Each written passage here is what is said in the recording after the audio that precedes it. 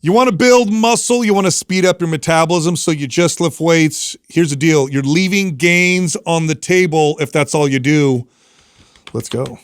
Oh, okay. You guys taking a guess where this is going to go? Nutrition? Well, no. You're right. Yes, diet for sure. But I'm talking about other forms of exercise. Okay. Other forms of exercise that can really encourage or contribute to or foster the muscle building process of strength training. I mean, sure, that or other forms of exercise that can, think about this. So here's where this thought came from, right? Okay. There's lots of different ways to exercise, and they're all great for specific goals or adaptations. And the best form of exercise for building muscles is strength training, like period, end of story. Like nothing comes close. Obviously, I don't think I need to make that case. But can other forms of exercise be used in ways to encourage or add to the muscle building process? Maybe not through the cardio, like in an indirect way. Why not? Yeah, absolutely. Think about this. Let's start there for a second, because we've talked so much about how like really hard cardio training can send a competing signal, which is true, especially long bouts of cardio. Like you run lots and lots of miles, and you lift weights, and your goal is to build maximum muscle. The cardio is going to that much cardio is going to take away from the muscle building process. But can a little bit of cardio help you build muscle through the strength training process? Well, that's the biggest argument that people try and counter when we talk about that. So there's plenty of science to support that building your cardiovascular gas tank feeds to your muscle building potential. Yeah. So yeah, absolutely. There is some benefits to it. I guess the argument that I would continue to make, that we've made on the show for a really long time, is people tend to overdo that and underdo and leave basic strength training on the table. And there's plenty to get from that well before you improve that. And so it's this kind of, I don't know, delicate dance when I have that conversation with somebody of like, what do I want you to focus on? Like, I mean, yet personally, I do stuff with that. I was on the Dyna bike just the other day doing the intervals. The assault bike? Yeah, the assault bike, right? To, try and build my gas tank a little bit, I only spent 7 minutes on it or 8 minutes on it, so I wasn't doing it for a long period of time. Well, what's interesting about that too, because you're doing like HIIT style, right? And so it is a bit like of a fast twitch, like acceleration kind of stimulus, which your muscles do tend to respond to. And it's really like the amount of time and the duration and how you're like injecting that in your program. It really could then spark like a new stimulus for muscle. There's two ways that I can think about. One is through general health. If your health is not optimal and other forms of exercise might help with that, then that can help you build more muscle, right? So if your cardiovascular health is compromised, for sure, and all you do is lift a few days a week, and you just don't have good cardiovascular health, that becomes the limiting factor. Now that starts to limit your capacity to strength train. And overall health not being so good.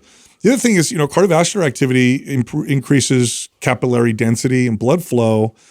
And again, so long as it's not overdone, it can help. And look, I've experienced this myself, not so much recently, but in the past when I was real, like super, like hyper focused on building muscle. There was a point there where my stamina was so bad, and doing a little bit of cardio. And I did a little bit of cardio because I noticed just to tell you guys a specific story, it was years ago, and we got into this competition at one of the gyms I was running. It was me, the fitness manager, and one of the top trainers there. And the competition was to see who can gain the most weight over, I don't remember what period of time. And so we just went on this huge competition, see how much weight we could put on the scale. So we were lifting and eating like idiots and just getting as big and puffy, and we didn't care. Let's just see who can gain the most weight. And I remember one of my staff members was we were all teasing each other. And one of them was like, I bet you couldn't even do a stationary bike without getting gassed out. I'm like, yeah, right, dude. And I got on the stationary bike and I gassed out. Yeah. And I remember feeling like, this isn't good.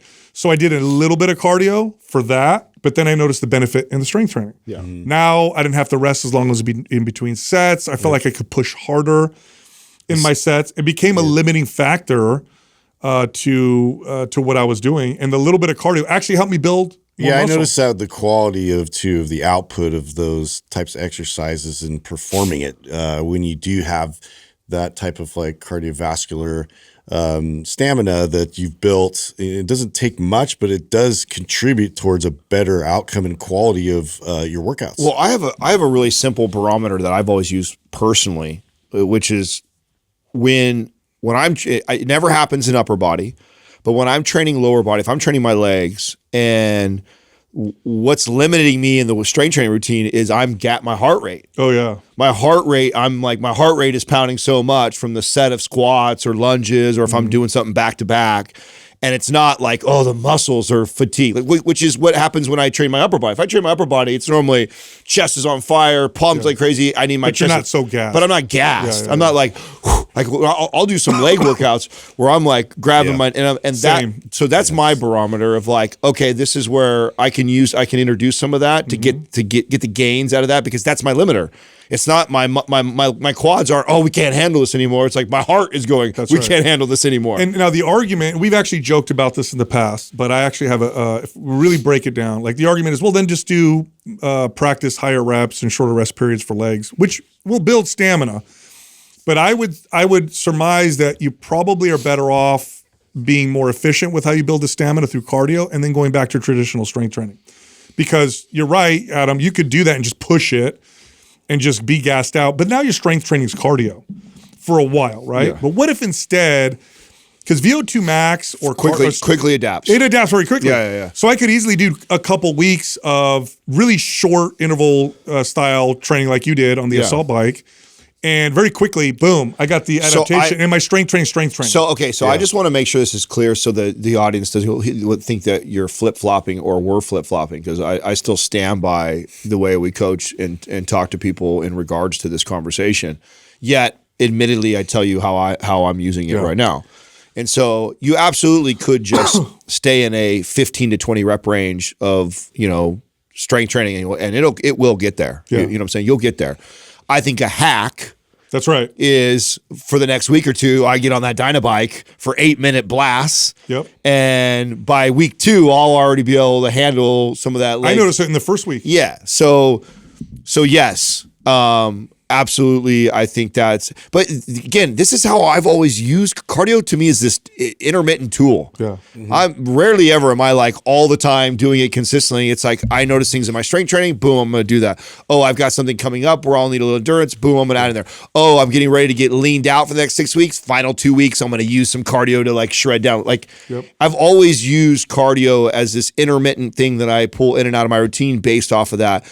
And so I still stand by the way we've communicated on the podcast, because I think the way we've educated people that have been listening and trying to learn, I think it's the simpler approach. Well, like what you're talking about is a little more nuanced and advanced to understand. Well, I'm talking to the person that's already consistent lifting. Sure. And has a little time. Sure.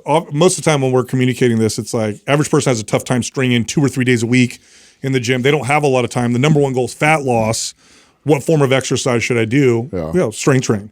But there's a lot of people who strength train whose goal, and they do it consistently, and their goal is to build muscle.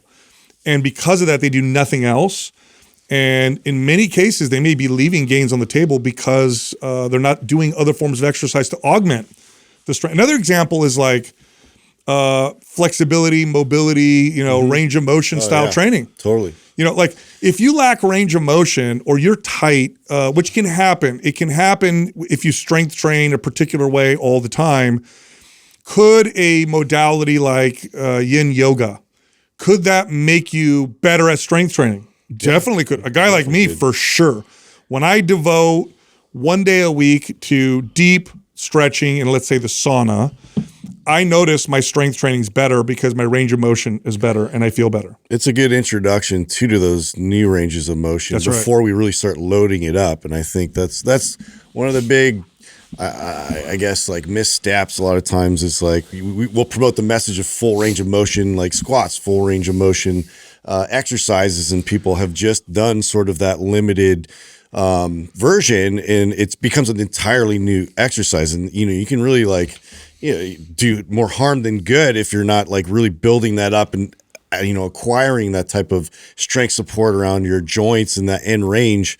But like if you start tapping into that, think about your muscles, like the potential, you're leaving how much percentage, That's like right. 20, 30%, like also you could gain by really venturing into that. To put it differently, for most people who are looking for health, longevity, fat loss, like the typical goals, and most people who are like, I'm only going to be able to work out a couple days a week realistically, like, and I'm only going to pick one form of exercise. I'll stand by my guns and say strength training. But different forms of exercise are better at certain types of adaptations. Can you get endurance with strength training? You can. Can you get more functional flexibility with strength training? You can. But are there other forms of exercise that specifically for those things are a little better? Like, cardio will get you stamina faster. And there are forms of mobility, specific mobility training, specific forms of yoga. If you want to have like something that you can put a label, like they're better at increasing ranges of motion in a shorter period of time. They're like little hacks, right?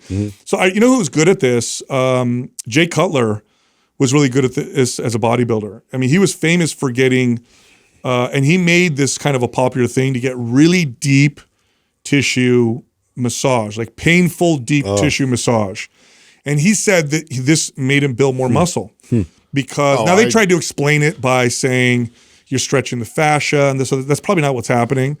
What probably is happening, because deep tissue massage does help with recruitment patterns. It does help a range of motion. It's just a different, application. He noticed it in his workouts and he got better pumps. I stand by that. The timing that I made my run doesn't work the same. I don't have the same successes I had without Katrina's dedication to massage me at that time. That's right. I mean, that was an early period of Mind Pump, and she wasn't full-time working for us, and so she had time to massage me almost daily, and to get those massages, like I still have. And it wasn't the like foo-foo, like she's sports massage. Yeah, and obviously that's one of her gifts, right? That's what she did. She did her whole career, her whole family, right? They had the only school in the Bay Area, like they taught it, like so she's really good at what she does. Her whole family is. And the way it sped up recovery was insane to me. And I have such a good gauge because I know it was like before, I know it was like during, and I know it was like after of like what that feels like. And I've just never been able to handle that level of volume of training as I was able to handle while she was still doing that. And so, and I know there's other factors that played a role too. Like my calories were much higher than what they were before too. That helps the goes, but it's dramatically different what it was. It wasn't just that, Another example is like sauna use. The studies will show that sauna use post-exercise boosts endurance and VO2 max more than if you didn't do that form of exercise. Brand new program bundle, the spring bundle. It's MAPS Symmetry, MAPS Prime, and the Advanced Training Techniques Guide. All of that is over 50% off. $147. Go to mapsmarch.com. Here comes the show. Yeah, so using a sauna post-workout, studies on this are pretty interesting, will boost VO2 max more than not doing the sauna. And the sauna is a hack in that sense because it's not stressful on the body. Is that just the core warming up as a signal that it's like emulating, some kind of cardiovascular movement? A little bit. Yeah, a little bit. Vasodilation. Yes, it helps with endothelial health, increasing blood flow. The heat is a bit of, stimulates, heat shock proteins. I mean, we could try to break it down. I can't wait till my sauna gets done. My sauna's getting done literally right now. Right now? As we speak right now. It's getting all set up right now. So it's awesome. I can't wait. It's awesome. Are you good about using yours? How consistent? Not mine. My wife uses ours. Yeah. But when I go work out, I almost always use. I'm surprised you're not religious without having it at your house. I would. When I'm home, and I don't want to I'm not working out or taking time in the sauna or anything like that. So it's typically in the morning because I'll do it in the morning before I come here to work, and then so it's like 3 days a week or something like that. Yeah, I guess that makes sense because you get your lift so early, and then that's it. Yeah. And it's just a nice combination because I do it, post workout. Yeah. Have you considered doing it with your 1 week on, 1 week off, and like making that? I definitely do it more on the weeks I don't lift. Yeah, because I feel like that would be a great. I spend more time. Yeah, I spend more time in there. Another form of exercise. Here's a good one that because we've kind of pooped on this one for a while, is Pilates. Could I think of an application of Pilates that would help with strength training? I do, because of its end range stability that it helps build. You know where Pilates might be a phenomenal application with strength training? This dawned on me earlier today as I was thinking about this segment of the podcast, is because I'm thinking about all the different modalities of exercise. I'm like, would there be benefit to this? Would there be benefit to that? Where is there any place for this? One of the hardest types of clients I ever trained were people with hypermobility. Hypermobility is so different, and a lot of it was hard because you have to train them in a counter way to what you normally would do. So someone with hypermobility is like super crazy. You limit their range. You have to limit the range of motion, and because if you go to their full range of motion, injuries like they're going to get hurt. They're just lax. Everything's relaxed. Pilates with its short, kind of pulsing, exercises at end ranges of motion would be excellent for somebody with this hypermobility who's strength training, who finds that they get injured when they go ass to grass and squats and stuff like that. You're really trying to condition them to become more rigid. That's right, in those ranges of motion. And it would be something, because with hypermobility, the limiting factor to strength gains for them oftentimes is pain. And it's tough because everything they see on social media is like, here's a full range of motion. I think I can make an argument in a case for almost every modality you're thinking about. The reason why and I'm sure right now people are all scratching their heads because you're saying all these positive things about Pilates, you're saying all these things about cardio. The reason why we don't is the nuance that comes with that. Rarely do I meet somebody who I think has the perfect balance of Pilates to their strength training routine and everything else that they're doing. They're all in on Pilates. And their goals or the person make a difference, who utilizes cardio to increase VO2 max so that they can then get more out of their workout is a cardio junkie. It's like, or the person that is into yoga. We're just talking about anomalies. They call themselves a yogi and they do it 3 to 5 times a week and little to no strength training with traditional, right? And so, it's tough to on a podcast without the specific. This is why if you're really always really interested, in my opinion, on our strong beliefs on all these different modalities that people ask direct questions like that we answer generally, is listen to our live callers.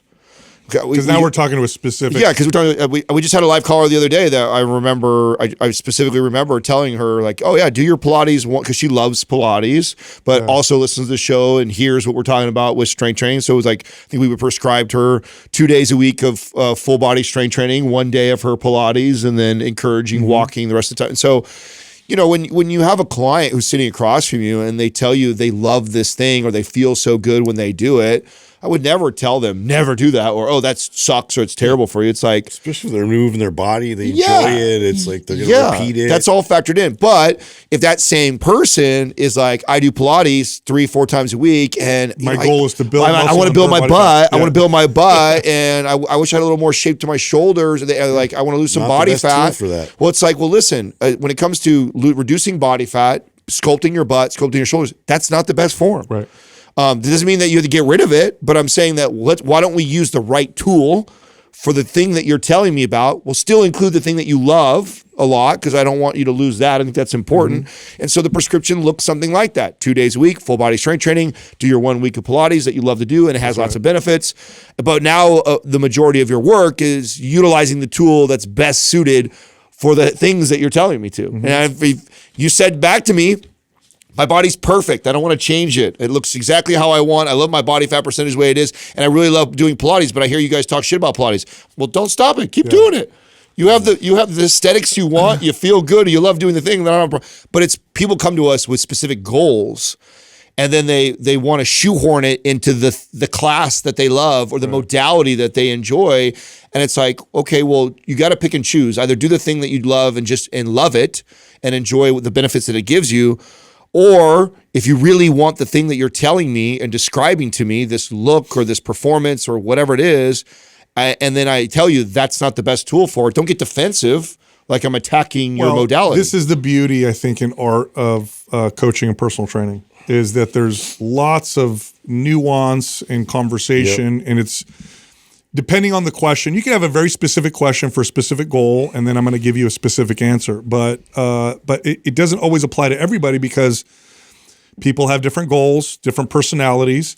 and there's different applications. And so I just thought, there's probably a segment of people listening who are super diehard strength training, which is great. That's me, who might be leaving progress on the table because they're not using these other modalities to augment. Yeah. And you could definitely augment strength training with other forms of exercise and find that strength training become far more effective. So I got a study for you guys on fish oil that Max Lugavere just posted. Oh, really? Yeah, which is really cool. So relatively new or what? New one. Okay. A new randomized double-blind trial found that taking omega-3s daily for 3 months significantly improved stress, anxiety, depression, sleep quality, and everyday memory in adults with psychological distress. So people who are stressed, who have a lot of stress in their life, either due to work or sleep issues or kids or whatever, taking a daily intervention, 500 milligrams of EPA, 250 milligrams of DHA,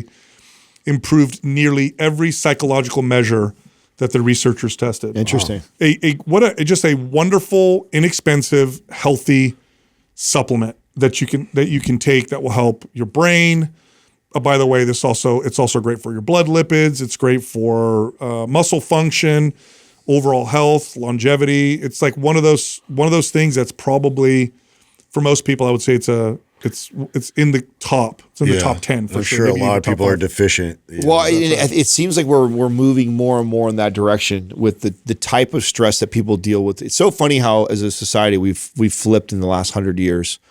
We were much more closer related 100 years ago to like how we originally evolved, which is the acute stress. Yes, acute, like war. Yeah. You know what I'm saying? Like this is like crazy, right? Yeah. Stuff like that. And I mean, but today it's not like that. It's political drama and just staring at your screen and intaking all this negativity and political divisiveness. Like it's this low level chronic stress all day, all the time that I think people don't perceive as bad because it's not as scary as a bomb's coming, but it's consistent and all the time. It's so wild you're going there. So before I do though, I want to recommend that people, because fish oil isn't all the same quality. Oftentimes it's rancid. It's not high in, the Keon's is fire. Is the best. They have really, really good fish oil, super high quality. So people listening, because you can go to the grocery store and do that poke test. Yeah, dude. If it smells fishy and it's probably rancid. And you can go to the grocery store and get like their brand of fish. You can buy fish oil anyway. It's not the same. It's not the same. So all right, it's wild that you just said that, Adam, because I was just listening to a book today that talked a little bit about that. Yeah. And I think what we've been doing is placing the blame on the type of stress and not on something else that's been missing in our life that we used to have that made us so resilient. So it's not the stress as much, which we're pointing to. This low level, constant stress, people texting me, emailing me, I'm busy all the time, versus back in the past, like you said, you saw a line. I know where you're going. I'm gonna. So it's okay. So trip off this. So here's what led me down this rabbit hole. So there's this like interesting phenomena that was studied with war veterans. So people would serve, and when their time was up, they'd go home, and a significant percentage of them would re-enlist to go back. Mm-hmm.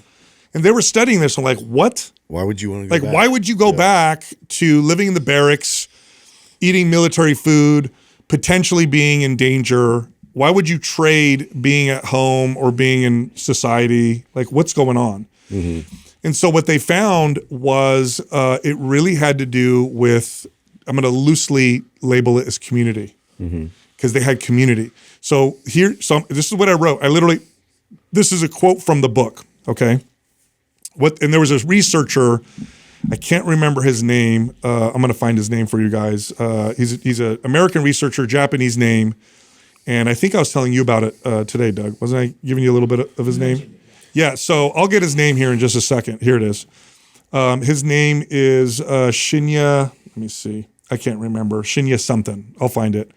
But anyway, he did a big study on this, and this is a quote. He said that in modern societies, people now pursue what are called duty-free relationships. So duty-free relationships are like relationships that don't require a lot. More like an acquaintance. Yeah, it's like we're buddies, we're friends. Yeah. It doesn't require a lot of responsibility and help. We're not like doing life together. No. It's just like, hey, what's going on? And then I'm isolated. Out and that's it. Yes. So these relationships, and they also are pursuing subjective forms of well-being, which are based on things like self-esteem and the verification of the individualized self. And they're discarding interpersonal forms of well-being based on social support and community. So what they find in these studies is when you have real community and connection, where you're actually doing life with people, where people know about your challenges, not just the surface stuff, like we hang out on the weekend here and there, but like actually like we're helping each other, we become very resilient, like super resilient.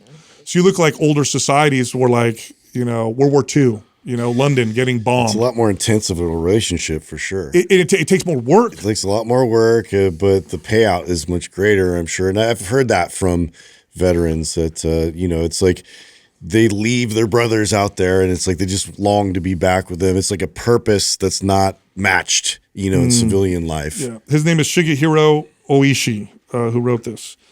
And he talks about how it's just kind of organized this way. And I think a lot of people can kind of relate. Like a lot of people that live in neighborhoods, especially out here in California, like you don't really know your neighbors. You might say hi to them or whatever. Yeah. But back in the day, like you did life together. Yeah. And if your kids would go to the neighbor's house and then you guys will help each other and someone's sick and let's all bring them food. And now the drawback of that, I guess you could call it a drawback, which is what we all run from, is they know your business. And, you know, you want to kind of be like left alone or whatever. I mean, people used to knock on people's doors without calling. Yeah. They would just knock, hey, what are you doing? Come on. If someone knocks on your door now without calling, you're like, what the hell? Yeah. Like, don't answer the door. Nobody texts me Will first. you go in and borrow stuff from your refrigerator? Yeah. Like, dude, what was open? And so what he's saying is that modern societies, which is focused on individual pursuits and this kind of like individualized kind of society, he's like, we live in societies where the majority of the people that you run into are strangers. Yeah, the vast majority are strangers. I mean, social media is like the junk food of connection. Totally. You know, and personal connection with neighbors and relationships is like the slow way of cooking real food. Yeah. You know, it takes time. Work. And it's work, it's effort. You know, it's like, but it's way better when you do. You know. But I think that's just what has happened, and it's so quick and easy to just. And it's funny because I think the younger generation that grew up with it thinks that they're more connected, because at the touch of their phone screen they can be talking to their friend who's a state away, or at all times they can be DMing back and forth throughout the day and not see them. But there's something that's missing. Without that human touch. I mean, I don't. I mean, obviously. We feel strongly about this with the decision of the business in the last year of just, it's like, there's going to be a clear divide.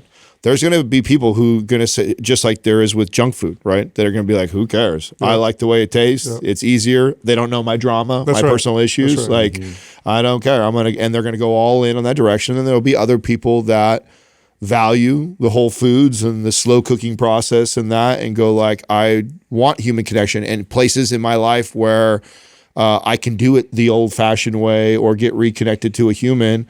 I'm going to, and I'm willing to even potentially pay more money for that and do that. And I think that we're heading very quickly in that direction where most things will be like, I mean, we were talking off air, and so curious to continue that conversation. Like, you know, we think that personal training happens to be one of those professions that you really value the interpersonal connection. Like, in fact, so much that you can be kind of an okay trainer, but people keep coming to you. But people keep coming to you and they love you, right? Like, and what I mean by okay, and what I should let me define okay better, because you would still be a good trainer. You're just good in different ways. Like, you're not the most educated. They don't have the best programming. Yeah, you're not the most knowledgeable, but you're likable, and people like coming to you, and which is probably the number one trait a trainer can have is to be likable.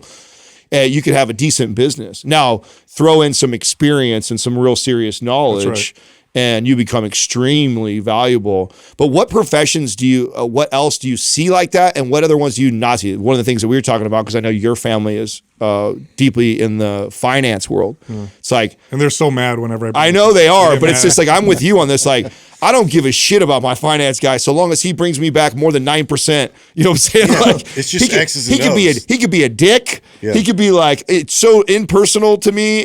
But it's like, yo, we did 13% last quarter. Yeah. I'm like, all right, keep going, guy. You know what I'm saying? Like, I don't care. The argument I made to them was, I said, you know, when you work with a person, because they're like, oh, personal training, AI is going to be. And I said, listen, every time you work out with a trainer, you spend an hour with them. Every time you work out. Mm-hmm. Every time you make a trade, your client isn't sitting with you hanging out for an hour. You might meet with them once a quarter. Yeah. You might have to do it in your sleep. Well, listen, just to play out their argument, I don't disagree that there'll be some people who are like, I just want the result. That's right. Tell someone to check all my right. Oura Ring, track all my data, tell me what I need to eat today, and that's all they want from it. But I'll tell you something right now, from someone who trained a lot of clients and been in this for a long time, 80% of the clients aren't that. No. 80% you felt more like a therapist and a friend. That's right. And so, yeah, there's the 20% that were like, yo, Adam, I got 18 weeks. We got to look like this. I got to do this. Tell me exactly what to do. Don't do it. That guy probably does pay for an AI that's a quarter of the price of what I would be charging to lay out the perfect blueprint for what he's going to do, and he's going to fall through. But that is such a small percent of the clientele. I'll argue this, that in a society that's just running towards lack of community, because where do people find community now, right? It used to be your neighborhood, your church, your like city, meetups or whatever. Yeah, like that doesn't really happen anymore. I believe gyms are going to be a great place to find it, where you have great culture, you know everybody, you work with your trainer. And I think people are going to be, and because people are they still want to look good. They still want to get fit. They're still going to go in that direction. What was it Arthur Brooks said the other day? I heard him say something. It was the first time I'd heard him say that what activism replaced. It was something around motherhood. Huh? Probably motherhood. No, it wasn't motherhood. It was something else. I wish I remember what I want to say. It was either church. It was something more related to church, community, that direction, because you have this sense of belonging towards a higher cause. Yeah. And so that's like why there's such a high level of activism, is because there was such a low level of that. I wish I remember, but the way he articulated it was the first time I'd heard him say that. I'm like, I got to remember that. That was a really interesting conversation. But it's really interesting, again, to look at, like, because I've already been kind of looking at this research, and it keeps confirming it. Like, what is it about stress? Why are we suffering from all these effects of stress? Is it because we're bombarded with stress? And the old message was it's the type of stress and it never goes away. And I think that's part of it. But then you look at the data and you see some people are just really resilient. Mm-hmm. And it's like, why are they so resilient? And it's because they have tight community and a higher sense of purpose. And suddenly they can handle way more stress. And I got to tell you, listen, my dad, the way he grew up, they didn't have social media. They didn't have constant reminders, but he didn't grow up without stress. I'm going to tell you right, they were poor. No, he was working since he was 9. Sometimes they didn't have food.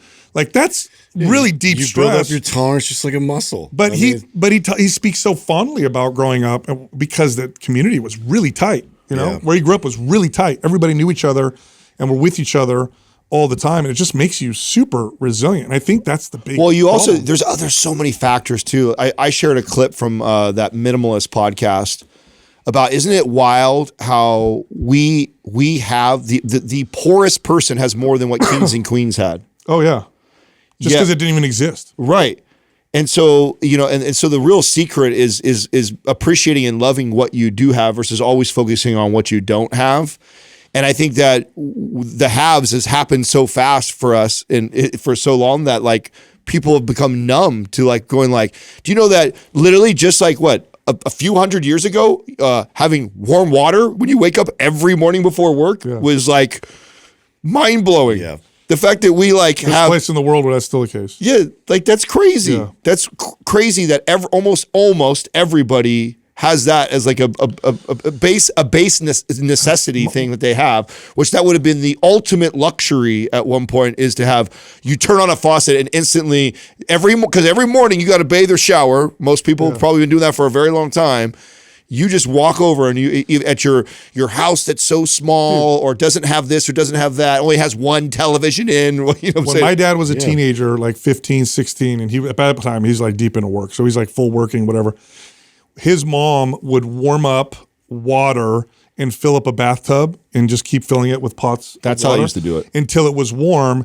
And then he jokes about it, but he goes, we would all use the same water. Yeah. And we'd start with the baby and we'd end with the dirtiest person, which typically was me or my dad because we were working. So it's like the baby, then the next person, then you end up, you go and just dump the dirtiest because you can't keep having community water. Yeah. They can't keep having warm water. But yeah, it's really interesting because my friend Chuck really talks about this. He's good at this because he's done lots of mission work. And so he's gone places where he doesn't know anybody. And he talks about this, like you got to go do work. You got to go and actually make friends. You have to go and be a part of a community. It doesn't just happen by accident. Yeah. You have to go, and he actually talks about this. He's like, oh yeah, I see some people that I'm like, I want to be that person's friend. And I would like consciously put the effort in to be their friend and build community. Nobody really does that anymore. I think we just kind of like, we accept to fall into it. We're also, you're talking from a place of being in the Silicon Valley, which is probably the worst. One of the worst. Yeah, because there's places even in my little pocket neighborhood. Didn't you say, who was it that you know that moved? My sister. My sister lives in the like deep part of or middle of Texas, and out in the middle of nowhere, and like the whole neighborhood every Friday is on the front lawn, like the whole neighborhood. And they all barbecue, and they got their little lawn chairs they fold out, and everyone's just. Kids are running around on their bikes all over the place. And that's like every Friday. Like every Friday, it's a thing that everyone's doing and it's normal. And it's not like you needed an invite or a flyer goes out. It's just expected that. Feeds your soul. Yeah. And so there's communities like that. I mean, I feel really cool about the place. I'm in a little cul-de-sac. All of my neighbors are older. But they all go out and do their own yard, and they all know each other. One of my neighbors has eggs. He comes over probably once every other week and drops off extra eggs to us. I got another neighbor that, older. Anytime we see ambulance or anything coming in and out there with his wife, one of us is over there asking if we can take someone. So there's that sense. I mean, that's what's also what drew me there. Because you don't see that. I also have lived in many houses before that. I lived there. Around here. I lived there. I remember our condo that Katrina and I lived in when we first got together, or shortly after. I lived there for 2.5, 3 years, and I never met any neighbor next to me, and we were connected. Our homes were connected. Yeah, like we literally could walk outdoors and 5 feet away, and I didn't know their name, nothing. It's like a total commuter mentality. Like even the schools, like when I was at San Jose State, it was like you just show up, you do your thing, and you peace out. Yeah, and nobody's staying to hang out, and the only ones are the artificially manufactured ones, like the fraternities and sororities. Like that's the only way you could build any kind of community there. That's just kind of a conundrum here in this area. I was thinking too while I was listening to this study, I was thinking of my own tendency, and I think this is natural for people because I'm like, why are we moving away from it? If it's so good for us, why did we move away from it? And I think it's because it takes work. It takes work. Like to give you an example, if something's happening to me personally and I'm struggling, right? And you come up to me, when you guys come, hey Sal, what's the matter? I don't want to talk about it. Leave me alone. And I genuinely want to be left alone. Yeah.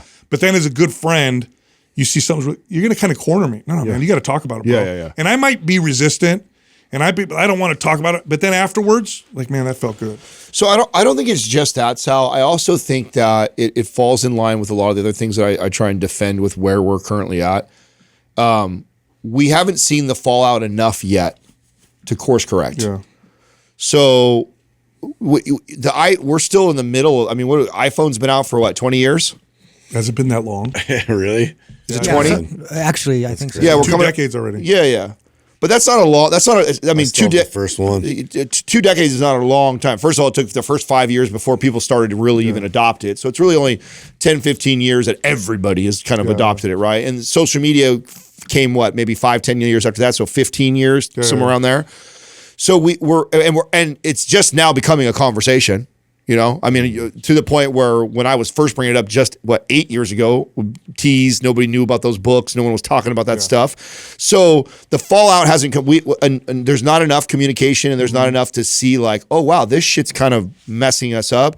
You extend that out another decade or two, and it'll course correct. I think that people will be like, oh wow, it starts. I think it's starting to happen. I think Gen Z's kind of figuring it out a little bit. If you see what kind of they're trying. I think to so do, too. and I think they're all kind of okay, we need to hang out with each other. Millennials really had the worst. because they grew up with it. Right in the middle of it. New. Yeah. Well, to the point where I remember hearing things that were like, if you don't learn it or you don't figure it out, you'll be left behind. And so it was this idea of like, oh, give your kid this tool right away so they could figure it out, because that's everything's going to be. And there was some truth to that. Everything is built off of that, is surrounded around that, and the kids that don't know it really inside and out probably are doing okay business wise related to that.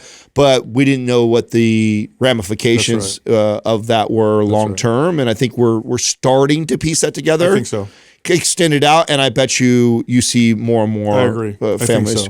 I was going to ask you, Adam, as you were talking, I remember what you were saying off air about the calm and sleep from transcriptions. Yes, dude. So I tried it too. Have you tried it? I haven't tried that. I've been doing the methylene blue quite a bit though. Bro, fire. Yeah. It's fire. Yes.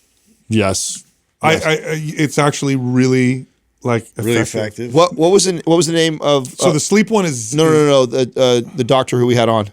Oh God. I know he hasn't aired yet, Doug. I want to. Dr. Sure. Let me get his name here. I have it right here. Because his episode hasn't aired. It's Dr. Scott Sure. I think that's how you pronounce his last name. So Scott. It was Scott. That's what I was looking. Just his first name. Sure, Share. I'm not sure. So Dr. Scott Sure. Yeah, there he is. After he came on the show. One, it was a great interview, so look forward for the audience to hear that one. That's lots of good information. So good. Yeah, really, really good, and set me up with a stack.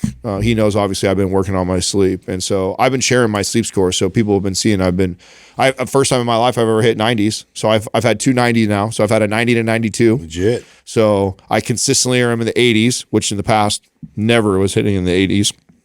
I still have my occasional, if I had alcohol like 4 or 5 nights back, and that disrupted my sleep. I had not the greatest score, but man, that stack, like you feel it. Like I'm such a fan of supplements that, you know me, I'm so skeptical. Yeah, you gotta really feel it. Yeah. Like there's not a lot of things where I'm like, oh yeah, I feel that. And it was measurable on your very measurable. Yeah, so I did the calm and the immune one have an extract or compound from cordyceps. It's good for the immune system, but it also increases REM sleep. So I did just that. I think it was the immune. So it's not even supposed to make you sleepy. In fact, you could take it before you work out for athletic performance. You could also take it before bed because it boosts REM sleep. And I definitely wake up more rested. So I took his stuff is. I took a half of the calm, and it's called a torch, right? Troche. I don't want to say torch. I want to say torch. Troche. What is troche? What does it mean? You could do it sublingual. Yeah, you could do it sublingual. Is that what that means? Yeah. A troche is something that dissolves in your. Yeah, in your but mouth. you could just swallow it too. Yeah. So I took, but it hits faster if you did so, and I did like that. It does have it has like a mouth numbing feel to it. So I took a half of the calm, and then the sleep, I think I took a full, and within 30 minutes, I felt like, ooh. Yep. Yeah. It was nice. Yeah. So it was really nice. And I had a good sleep too. So I am definitely a fan of the product already, and a fan of him. I really enjoyed that podcast. So that was a really good one for sure. I learned something really interesting the other day, and then I confirmed it with a friend of mine. So I was out to dinner with my friends Griffin and Katie, and they have a son who's autistic. So have you guys heard of autism fever? Autism fever? No.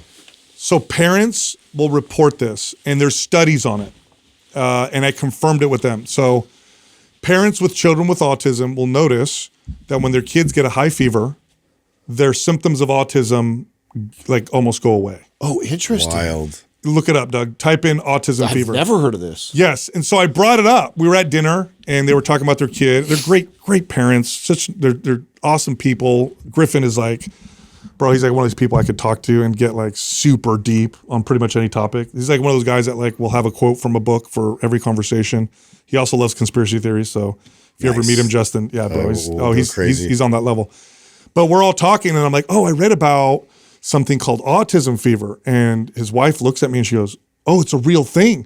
She goes, when my son has a high fever, suddenly he's talkative, he's making eye contact, he's like, yeah. And so they don't know why. Oh, wild. They don't know why or what's going on in the brain that causes that, but it's a documented phenomena, and I think it's so interesting. And I'm like, what is happening? Yeah. All right, during a fever that makes so that. is the with an autistic kid isn't the brain like hyperactive? Good question. I don't know. And autism is such a wide spectrum. You wonder if it kind of shuts down a certain, like it down regulates or something like that because you've got a high fever or something like that. Maybe slows that down or something. I don't know, dude. I don't know. I wish Doug. If so interrupts I'm not able to cast right now. But recent research suggests fever causes immune cells to release molecules like IL-17A, which interact with a specific brain region involved with social communication. That's what it is. So you would think that you could take like a peptide or something that would release. Well, I think that they're researching this. Yeah, and it could potentially lead to a treatment. Wow. That sounds pretty promising. Yeah, it was just wild to meet someone, and she's like, she's like, that's crazy. She goes, he gets a high fever, and suddenly he's like, that's wild. It's like his symptoms are gone. How crazy is that? My little nephew, way crazy. I can imagine having an autistic kid, and then all of a sudden when they're sick, and then they're like all of a sudden like awake, can communicate better than they ever can. Weird, totally. I know, interesting. That's super interesting. That's super fascinating. All right, something else that's interesting that I learned about animals. That Justin loves this stuff. Yeah, dude. Hippos. Do you know what body fat percentage hippos have? Because I think they look like they're chunky. They're solid, huge, muscular animals. Bro, they're 5%. No way. Yes, they are. 5% body fat? Over 65% of their body mass is muscle alone. Just for context, the average man is 40% lean muscle. So they have tons of muscle, and they're big animals. Well, I mean, they're literally the most vicious, violent animal. Like, and if strong. you pit them against anything, they'll win. So I'm like, yeah, but they look chubby. It's because most of their body fat is in their super thick hide. So they have really thick skin that protects them. Yeah. So they look kind of like they're, like chubby animals. Yeah. But it's not. I looked up a picture of a hippo with the skin peeled off. They're just husky. They're just, bro, it's just they're muscle machines. Yeah.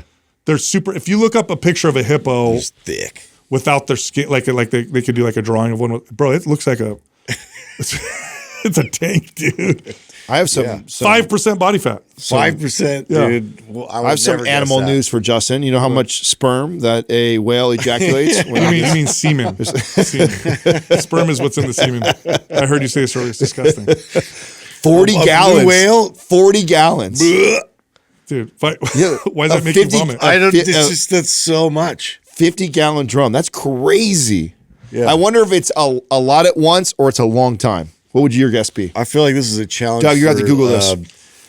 What are they called? Doug, look up blue whale ejaculation. Yeah, is it? You think it's do you think it's a long period of time, like jackass, or you think it's just a lot at once? No, I think it's a lot at one time. Yeah, because a whale, it's a blue whale, bro. Yeah. That's the biggest animal in history that we know of. And so a female blue whale, it's probably got a big, vagina. I feel like that'd be like the worst episode of Fear Factor ever. This is your best way of saying you have a blue whale. Well, have you ever seen them talk about how big a blue whale penis is? It's gigantic, bro. Okay, show up, Doug. How big is a blue whale penis? Don't act like you've never Googled this. Yeah. He's acting like, I don't know where to search. Is it the biggest of all animals? It has to be. It's the biggest animal. I don't know. So this is pretty interesting. A blue whale's semen capacity is enormous, with estimates reaching up to 475 gallons when fully emptied. So they do not necessarily ejaculate all of it at once. Oh, thank goodness. Oh yeah. Anyway. Yeah. I'm not going swimming in the ocean excessive. anymore. Yeah, I was gonna say that's disgusting. 40 gallons of it. Sometimes you get like seawater in your mouth. And Stop, Justin. Yeah, that was actually the meme that I read. So by the way, their penis is 2.8 meters long. How many feet is that? Because we don't speak. Well, so it's 3 feet like so 6, probably 10 feet long. Yeah. No, 10-footers between 8 and 10 feet. Yeah, that's how big their wing is. Yeah, so a meter is a little bit longer than a yard, which is 3 feet. Yeah. Puts so Ron Jeremy multiply to shame, that by dude. 2.8 by 3, around 9 or 10 feet. Yeah. Wow. Jeez. Wow. Yeah, that's a mad hog right there. Hey, this weekend you had your first soccer game. Oh, my son. Dude, it's the funniest, bro. Watching 5-year-olds play soccer is just... It's hilarious. Well, so my son, he's so cute, right? He's kind of like anxious or whatever, but he's doing it. And they start the game, and he's running. Like, he's running, okay? Yeah. And he'll run towards the ball, but as soon as the ball gets close to him, he runs away. So, yeah, dude. So and it's funny, too, because the ball would get near him, and he'll look in another direction and just run. And I'm like, is he scared of like, does he not know what to do? Is he like afraid to like engage? Yeah. So like the whole game was him running around the ball and away from the ball. And then if the ball accidentally got close to him, he'd run in the other direction. And I'm like, the ball, focus on the ball, hit the ball. And he's just running around. Yeah, because you always see a cluster. Like there's no actual positions at that level. Like everybody just, moves with the ball wherever it goes. No, it's not like he's going around. Bro, it's not like he's like, sometimes kids will go play in the grass. Or play with it. No, he's running, but he's just running. That was Ethan. He was just like, ooh, a bee, and then he'd find a stick and be like, get to the ball. Dude, it's just funny because I sent you guys a video. It's just the ball comes and he just runs away. Makes a big circle around and then comes back over here. Oh, ball's gonna be near me. Walk around. I'm like, get the ball. Oh, that's and it's funny. just, and afterwards, I don't want him to feel bad or anything. And so I'm like, hey, and so his mom is really good. Jessica's really good because she's like, at first I was like, does he know? Yeah, maybe he's just not. Maybe he doesn't know. So he doesn't know. She called it. She says, I think he's scared to engage with the ball because he doesn't want to be the one to do it or whatever. The pressure of it. Yeah, I think that's what it is because he's paying attention, but he's like he's obviously avoiding. Yeah. Oh, wait till kicking the ball. Wait till it unlocks for him because he's that kid. So this is the same age. I don't know if you remember me telling the story on the podcast when I went and saw my godson play. He's the same age as Aurelius. It was his first year of playing soccer. And I remember getting ready to go watch him. And I'm like, hey, you gonna score a goal today? He's like, yeah, how many? And I'm like, oh, we're gonna do more. Right. And I said, like, okay, how about 3? And he's like, how about 5? And he scored 6 goals. Wow. I was like, yeah, just a little same thing though, just fast. But only he wasn't afraid to go into the ball. He just get out in front of all the kids. It was just like one goal after another. It was wild. I have a soccer story with my son this past weekend and just freaking broke my heart, dude. I'm like, of course, this is gonna happen, right? So we're at a birthday party. It's a big birthday party, like 70 people there, jumpy house, tons of kids, all ages. And this is Max's best friend who loves sports. And they got 2 goals set up, and there's kids there from their traveling. They came straight from their traveling soccer. So it's like serious. Yeah. They're like, these kids are 3 years, 4 years older than him, and they're like, I mean, they're making moves, and my son's like not interested. Like he played in the jump house when it was just him and Julian. Then all these kids came, and then he's like coloring on the bench, and he's finally like, hey, you want to go? Nah, I'm good, Dad. I'm doing my thing, and I'm like, okay. Yeah. And so finally, after all the like kind of the older kids were playing. Done playing soccer, they all went in the jumpy house, and then nobody was on the lawn. And I said, "Hey, do you want to go kick the soccer ball with Daddy?" And he's like, "Okay, yeah." And I was like, "Oh, cool." So I get him out there, and we're kind of kicking around. And there's a kid in his grade that's like he's like this tiny little short kid, but he's like a phenom. Everyone talks about. He plays baseball, soccer, everything. He's like really good, and he's like this he's smaller than Max. And so he comes running out. I'm like, okay, cool. The 3 of us. And Max is like, cool. Obviously, kid looks littler than him. Let him. And so we're playing it. Max is trying to get from me, and I kick it over to that kid. And so Max turns around, and that kid just plants and boom, and launches it straight into Max's chest. Oh, yeah, no. It's a soccer ball, but I mean, it was and I knew right away. And I'm like, oh man. And I see my son. He turns around. And you could just tell he's trying not to cry, everything in him, and fight his emotions. And he just like head down comes walking into me, and you could tell he's trying to fight back, crying. He starts crying, and I'm like, dude, what's the chances of like I get him out there for like 2 minutes, and he gets blasted, and he gets blasted, like literally right after we started playing. And I'm like, dude. I'm never gonna get this kid to play sports, dude. At the rate we're going, due to the luck that we're having. Man. And you could tell I could tell like he was trying to control his emotions. And we sat down, and I said, "Hey, man," I said, "Did that hurt or did it just scare you?" And he's like, "It scared me." Because it's a soccer ball, and it's a kid. It wasn't like an adult, but the kid did. Definitely. Plus, when you're that little and something like that happens, I'm sure I don't know if you've seen this, but they get embarrassed. Yeah. You know what I mean? That's part of the tears too. Yeah, like, I fell. Everybody saw me or whatever. Yeah. So I was just like, God, man. Oh. Get him out there. I get poor buddy. Yeah. I know. I'm like, poor buddy. The whole time all these big kids are playing, nobody gets hit with the ball. Nothing happens like that. Max goes out there literally within 2 minutes. Yeah. And the kid, it was like I mean, the kid gave great kick. I mean, what a great kick. I mean, he planted, put his foot right into that sucker, and Max was just in the wrong place, and it just pelted him right in his chest and launched off of him. Oh man, dude. My poor it's buddy. Funny we go because sports themselves, they've been bringing so many different like lessons and challenges. Like for me, like going revisiting this through my kids, it's so different.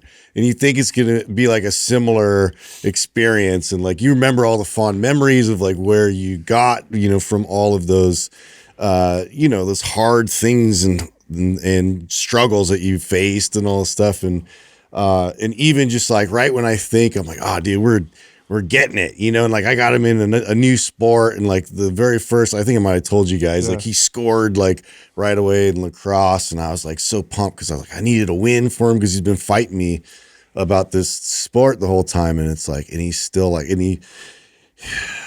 he keeps coming back and is like Dad, I don't like this. I don't like this sport. I don't like it. It's not a fit for me. And he's like, and I'm just like, and I just had to like walk off and like trying to like really see like, well, is this something that like I need to like, override his want to do it so he gets the experience, or like what is the replacement of, or what? And so he actually, it was good.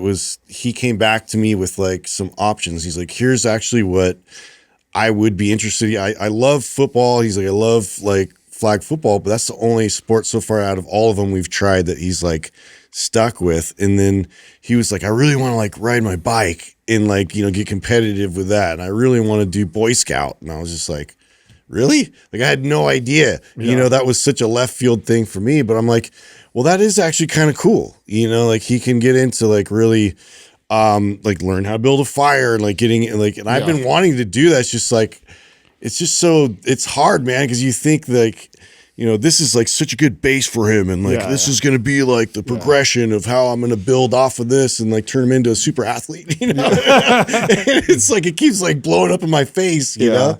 I still think this is what I think. He's so good at it too. That's so why frustrating. He's so good. He has such a good base, what you guys did with gymnastics. He's so gifted and talented in every sport he plays. He's just not interested in it. And he's still young.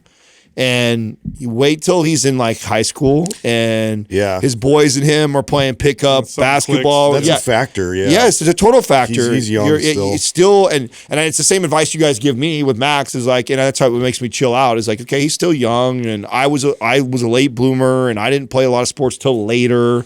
And so it's like, okay, he'll just, I did think it was going to be the friend thing. So like I could totally identify, like I thought this was going to be the unlock. He'd play the sport. He'd be good at it. Then he'd love it. It's like, I thought his two best friends who love sports, he would be like, okay, now I'll play. But he's still like, nah, I'll color instead.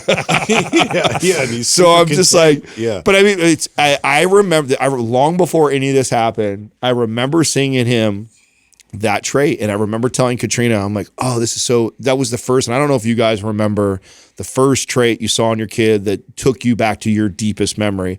But my deepest memory of a kid is remembering kids wanting me to do stuff and me being like, nah, I don't want it. And being like, not be convinced. Yeah, you could not convince. In fact, the more you tried, the more I would dig my heels and like, no, I don't need to do that. I don't want to do that. Yeah, like that's interesting. Because, and then eventually maybe I came around and did some of those things, but it was always on my terms. It was like, oh, okay, I'll try that. And I've been that way all the way through adulthood, and that's my. And I think is a good trait. Well, and I agreed, right? And Katrina and I both agreed, especially for peer pressure and stuff. Yes, like it's like and we've seen these things where he said like, I don't want to do this or I don't feel like this. And we just go, okay, we don't push it. And then all of a sudden he decides he wants to try it or he wants to do it. And it's like so funny. It's like, it's got to be on his terms. So just let it be.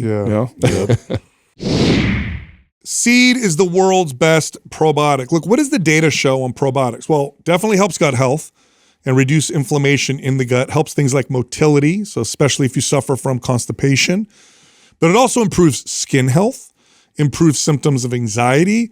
Yes, it also improves athletic function like strength, and studies show it helps with fat loss. That's because you have a healthier gut microbiome, which controls so many things in the body. A good probiotic is definitely a must-have when it comes to supplements, and of course, they're not all the same. You got to use Seed. Again, they're the world's best. Go check them out, get 20% off. Go to seed.com/mindpump. Use the code 20mindpump to get that 20% off. back to the show. This segment of the podcast is brought to you by Mind Pump Fitness Coaching.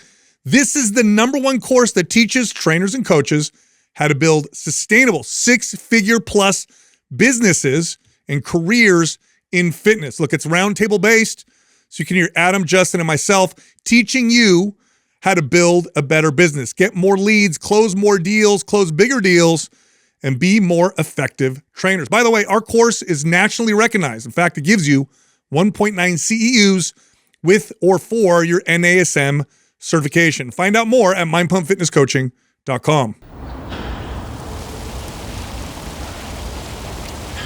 Our next caller is Andy from Utah. What's up, dude? How you doing, Andy? What's happening? What's up, guys? How can we help you? So I feel pretty overwhelmed when it comes to trying to lose weight. I've been trying to do it for a few years now. I'm a plumber and I work quite a few hours. I'm on my feet all the time. And I don't have a lot of time also.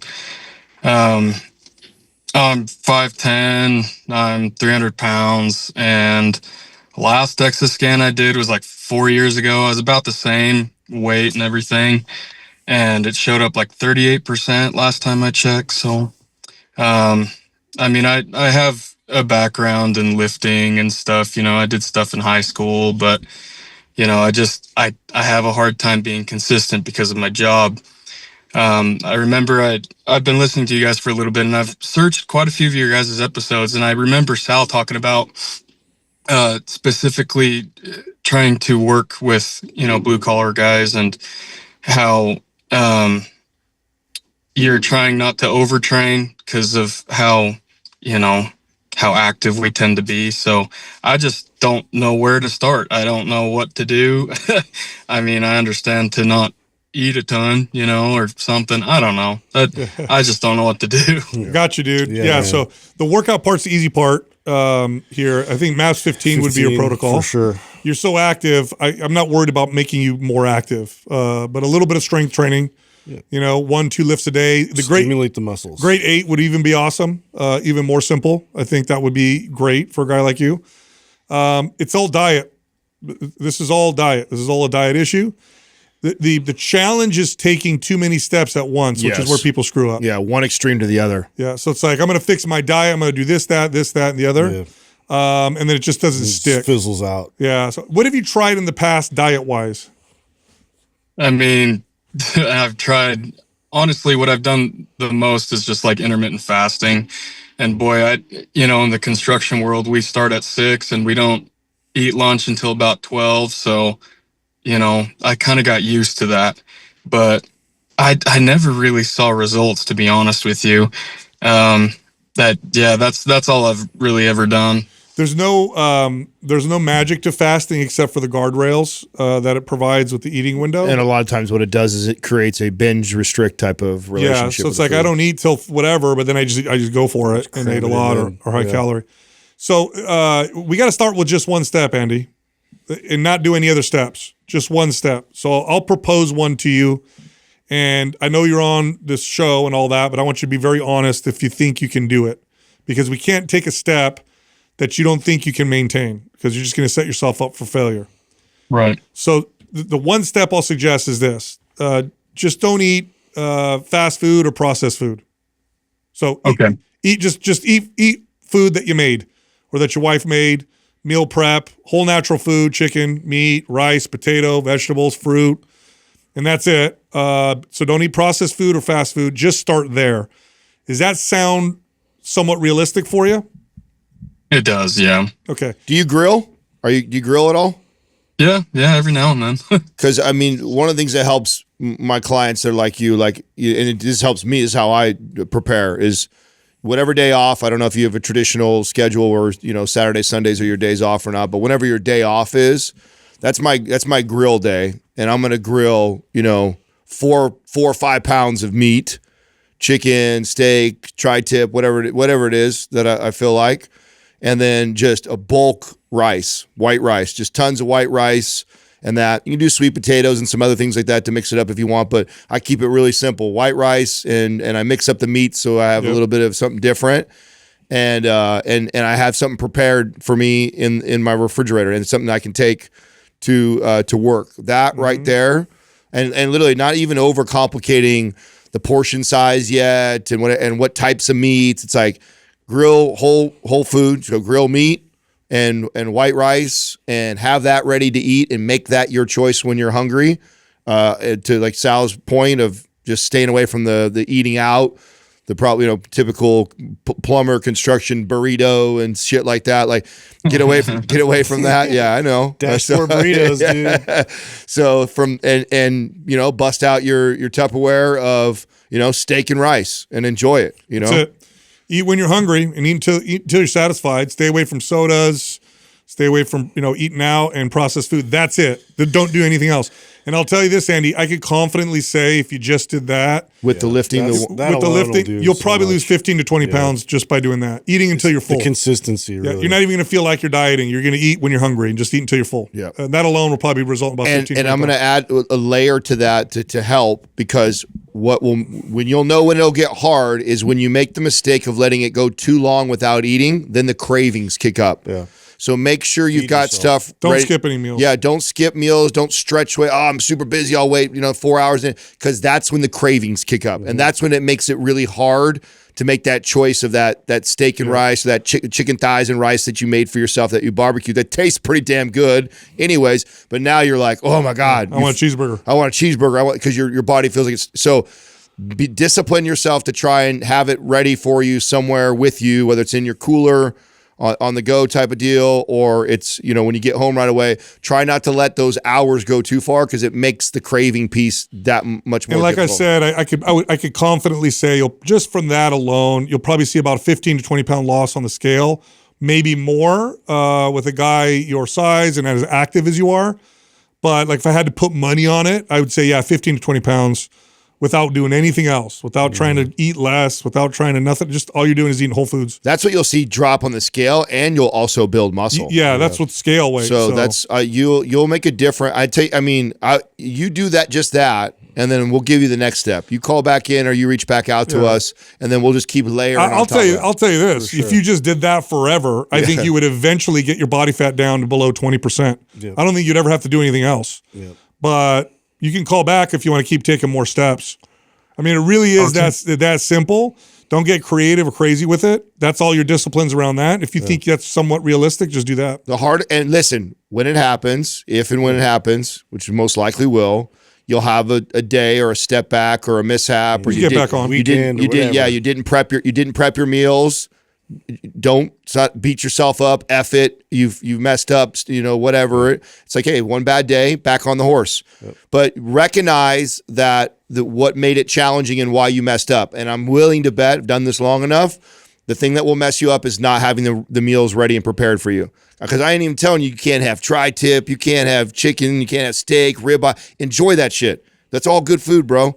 That with a cup of rice or some sweet potatoes, yam. Yeah. That's all good. Barbecue it up. Use your favorite seasoning. All that stuff's all good. But eat whole foods and eat it when you're hungry. Don't wait 6-8 hours between meals.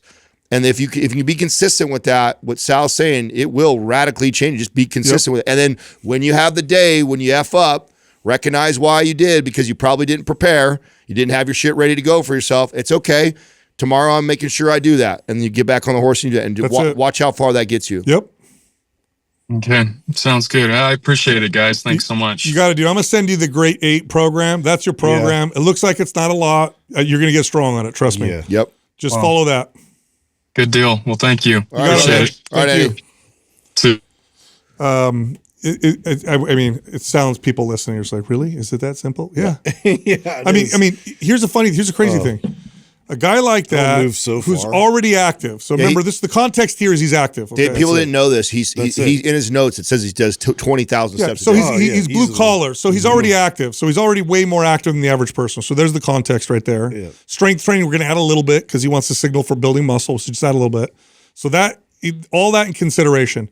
If all he ever did for the rest of his life was nothing else aside from what we said, he's not tracking calories, he's not chasing this, he's just eating when he's hungry, just sticking to whole natural foods, he would eventually drop below 20% body fat and probably closer to 17% forever. Yeah, that's those a fit natural athletic. limiters are built in That's it. real food. That's it. He would have to do nothing else. That's And how the great simple part about that, there's no, like, you have to eat this kind. It's not chicken breast and tilapia. Dude. No. It's We're like, not even telling them to eat all the vegetables. No, dude. Just start with real food. Literally just that. But I'll tell you right now, where this gets hard. Of course. Is you skip and then your cravings go up and then your buddy's like, hey, we're going to grab some Jack in the Box. You want something? You're like, yeah, that's could be a temptation. If he just gets hyper focused on not letting more than 3-4 hours go by before he's eating again, not let himself get like that what people, quote unquote say starving, even though you're not starving, but they feel like they're starving, that those cravings are kicking up. That's right. That's when it's so hard to eat that thing you made for yourself or that you eat yesterday. But if you eat just as you start to feel hungry, and you make those choices, you'll trip yourself out. Like, I'm full all the time. How am I losing weight? Yep. Our next caller is Lupcho from North Macedonia. That's got to be a first. Wow, it's exotic. That's got to be a first for over there. Yeah, dude. How you doing? Yeah, probably it's the first. I'm the first one. Yeah. I mean, since I've been watching you guys, I'm probably the first one. Yeah. Awesome. How can we help you? Yeah. So I'm gonna read from my email so that I don't go too much astray.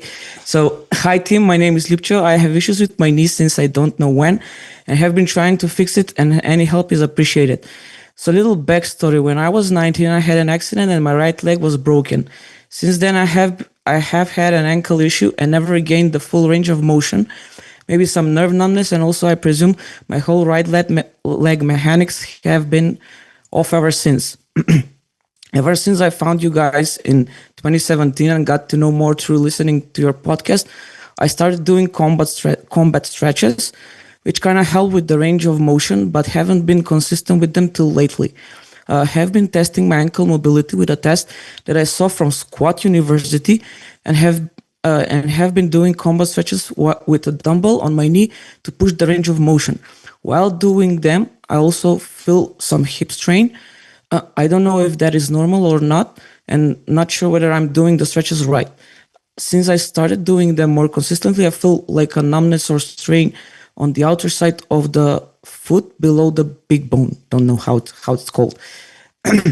I did map symmetry twice in a row, the first time without doing the last phase. Now in the last week of the last phase, actually that was last week before I sent this email, while doing the program, I didn't feel much pain in my knee while doing any kind of squats. Maybe a little discomfort, but nothing drastic. Also, I really focused on my right leg since it has less muscle than my left leg, and cutting off some sets for my left leg, like maybe or 2 sets, depending on which phase I was in. When doing Bulgarian squats, I can push more weight and feel no pain because presumably I don't go below parallel, slightly below parallel. But when doing barbell squats and going for a full range of motion, I always have a huge pain in the knee and here cracking. Also, I feel like on my left leg, my quad is activating more than on my right. Even after the workout, my left leg muscles are sore and the right ones are kind of sore-ish. I lowered the weight and started doing squats with rubber bands around my knees to try and open up my hips, and also I did my knees caved a bit to see whether that would help, which it kind of did a bit. I don't feel any knee pain on a day-to-day basis, only after doing barbell squats and challenging the range of motion. And also, as I mentioned, while doing the combat stretches more consistently with weight pushing the range of motion, I feel this numbness and strain on this, I think like where the ankle area is probably. So yeah, any help would be appreciated. Lupcho, when you're doing the combat stretch, are you trying to use the muscles of your body to also get yourself in the position? In other words, are you doing it passively? Or when you get in, are you trying to pull your toes up? Are you trying to be active and connected? Pulling the toes up. And also I did kind of found out this hack when I push everything down to the ground and just push the knee forward, if that makes any sense. Yes, but you want to connect to everything while you're doing it. And you're doing great. Yeah, he's lifting his toes. He's doing that. Making smart moves. You're doing great. I would also add 90-90 and 90-90. I was doing those. Very good. You're doing a great job. So, and you've already seen some progression, it sounds like. So so you're moving in the right direction. So what I would have someone like you do is I would have you follow map symmetry I would extend phase 1 an additional 2 weeks. So instead of the 2 weeks of isometrics, you're doing 4. And then you're going to do phase 2 and 3, and you're going to skip the bilateral phase. You're going to stay unilateral. Just phase 2 then. Just phase 2. Yeah. So I would stay in phase 2, skip phase 3. That's right. And I would go do that 2 rounds, and then do it again a 3rd round, and then try the last phase and see how you feel. I think you're progressing. Okay. You just got to give yourself some time. Yeah. Do you have access to a sled at all by chance, or no? Okay. No. Yeah, it'd be great if you could push or pull, especially pull a sled. In terms of like shin angles and getting that strength, going backwards would help a lot.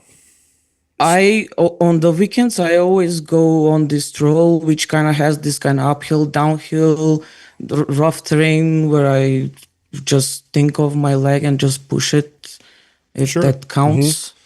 That's fine. Yeah, that's fine. Do you have Maps Prime Pro yet? I have almost every program with you guys. So do you do the foot exercises in Prime Pro? So you're doing the ankle stuff, you're doing the hip stuff. Do you do the foot stuff too? Yeah. Not really. Okay, piano toes. Start doing some more of the foot stuff too, where you sit on your knees and then you drive your feet into the ground, short foot. So incorporate some of the feet stuff also. That's a good call. My sister just had surgery, same area as where your tibia was broken. And she's lost a lot of good connection to her feet. And so I have her doing a lot of ankle, feet, and hip stuff to get reconnected, always obviously before you work out. And then I would take the advice Sal is saying with symmetry, follow that along like that. I wouldn't mess with a lot of bilateral. You don't need to do bilateral stuff right now, and I wouldn't want to do it until I felt a lot more recovered and balanced out. So you're doing good though. Take a couple rounds of symmetry with skipping that last phase before jumping into that last phase. So 2 rounds without last phase, 3rd round jump, and then go into the 3rd. And then see how you feel. So actually, another round of symmetry that would be. Yes. Yeah. Go stay in that first phase. And extend that first phase longer, the isometric phase. And definitely any chance you can get to be barefoot, walking around and articulating those toes. I'm always barefoot. Perfect. I mean, at home and when I'm at anybody's house, I'm always barefoot. Okay. Oh, good. Well, good. Yeah, progress should continue for you. It sounds like you're doing all the right things. How long have you been good about all this? Have you been doing this for a while now? How long? 1 month or so. Oh, okay. You're doing good, bro. I just want to make sure this hasn't been something you've been doing all these things for years and not getting anywhere. Right. You keep sticking to what you're doing right now and what we're talking about. Give it time, man. You're doing good. You're doing really good. It takes time. It takes time. But you're doing good. You're doing real good. Okay. I mean, yeah. I figured. I mean, I always trust the process. I'm really satisfied with doing a lot of your programs, and they really work. So I really trust you guys about this thing. Well, thank you. Great. Yeah. You're awesome, dude. You're kicking ass, buddy. Keep us posted. I'd like to hear how it's going. Check back in with us in a couple months. I want to hear where you're at. We can help you progress. Yeah, sure. Can I ask you another question? Yeah, sure. If we're done with this. Yeah. I mean, it's regarding my mom. So let me just. Okay, she's been diagnosed 2 years ago with osteoporosis, mainly in the lumbar area, and she's been having a lot of pain issues in that particular area. I don't know, maybe a couple of months now. And I mean, her osteoporosis doctor said it's not from that thing. So she went and had a CT scan where they found out that she has like lumbar sciatica. I don't know if I pronounced that good, and lumbar spondylosis as well. So I want to help her out. As I know, I mean, you, Sal, have been talking about your client that you helped a lot with osteoporosis. And I've been thinking on putting her on MAP Starter. Great choice. But she's too much afraid to to start working out because she thinks if she cracks something, she might end up in a wheelchair. Yeah. So Map Starter. I don't know how to. Yeah, do Map Starter. Have you seen the exercises in there yet? They're really regressed. Yeah, so she should feel confident. I. Okay. And are you able to train her yourself to kind of watch her? Yeah.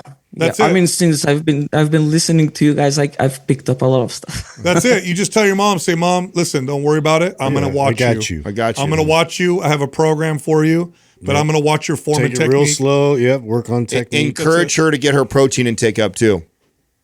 Yeah. So encourage the protein intake, getting that up with the strength training real slow with Map Starter. She'll do great. Even just less reps and go real slow and hold positions. Start her with real lightweight and slowly progress her until you'll take care of her. I got you. And she'll stay in Map Starter for a long time. Yeah. She could do that for a year. Yep. Cool. Yeah, perfect. Cool. So thank you very much, guys. You got it, man. this was really an honor. Do what you do. Keep the integrity. You are an example. Have been to me even for through my fitness journey. Been taking notes about parenting, about life. So thank you very, very much, and do what you do. Thank you. I'd love to hear back from you in a couple months. Thank you, man. Reach back out. Let us know how you're doing in a couple months. Okay. God bless you all. Thank you. You too. God bless you. Take it easy. Bye. See you, brother. You guys. So I looked up. Where? It's right above Greece. Oh, it's right above Greece. Yeah. And I think Alexander the Great was from Macedonia, if I'm not Macedonia, if I'm not mistaken. But it's in that region right there. First of all, cool that we have a listener over there. I know. But it's a small region too, right? Yeah. But he's doing. It's a large country. It looks like from the map. Yeah, I was kind of looking at it as well. Yeah, it looks fairly good size. Yeah. He's doing great.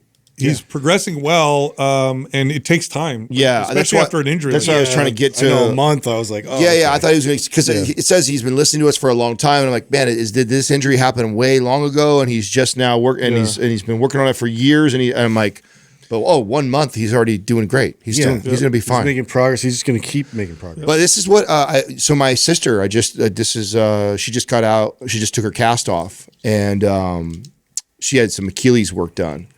And man, the physical therapy.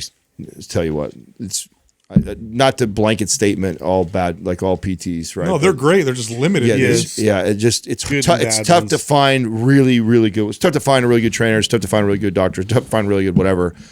But I mean, some of these they get you healed and they just kick you right out. Her movement sucks. I mean, she's watching her walk, and she's like, and the doctor says to her, well, you need to lose weight because losing weight is at that. So then that's the solve. Right. That's just like lose weight because she's overweight. She knows it. But like, I'm like, well, that's not the root cause. I said, you could be obese and not have this pain. I said that. Yeah. So, and so you could take somebody who now has bad, poor movement patterns, and you go tell them, encourage them to run or move, like do all this activity. And I'm like, no, sis, when your knee hurts like that and you didn't have an acute injury there, and you just had this surgery down in your Achilles area, your foot and ankle have like gone to sleep. Your brain has just decided you don't need to use it very much. So you've got limited strength, mobility, and flexibility in that area. And then also in the hip, because that was all locked up too. So we've got to gain that axis back, get reconnected. That's what you got to do. And so it's very similar to him. And I've got her doing,